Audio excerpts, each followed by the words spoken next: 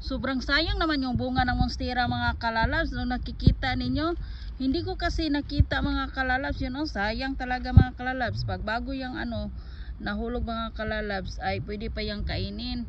Pero ito mga 1 week na yata itong nahulog mga kalalabs. So nag brown na. Ito talaga ang bango niya mga kalalabs, no. Hindi na ito siya pwede mga kalalabs kasi madumi na siya ba. Ito siya pag nahinog siya mga kalalabs ay kusa siyang magbabalat talaga. Pero kung bago pa siyang nahulog mga kalalabs, ang kulay niya ay ito ba, yung puti pa ba dito sa dulo ba, yan. Yan. Ang bango niya mga kalalabs, pero hindi na ito pwedeng kunin natin ba kasi ano na siya, madumi na siya mga kalalabs. Pero kung amoyin ko mga kalalabs, na sobrang bango nito mga kalalabs. Yan po yung bunga, hindi ko kasi siya alam kung saan siya. Baka doon no, nahulog na siya mga kalalabs, nakita ko na ano na mga kalalabs, lagom na, matagal na, 1 week na kaya siguro or 10 days na ba itong nahulog mga kalalabs.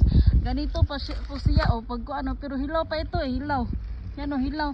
Pero sayang yan siya mga kalalabs ay nahulog. Hindi ko kasi nakita na meron na palang ano, yung malaki ba. Kaya hindi ko siya laging natitingnan. Sayang, baka dito siya galing siguro sa kabila. Naku, sobrang sayang ng ano. Sobrang sayang ng bunga ng monstera. Sobrang bango niya talaga mga kalalabs. Grabe ang bango niya. Sus, ito sus, parang ano, singlambot ng banana ba. Sus. Minsan mga kalalabs, may buto ito siya. May buto ito siya na pwede ding itanim mga kalalabs. Sus. Yan mga kalalabs, juicy kay mga kalalabs. Oh, sus.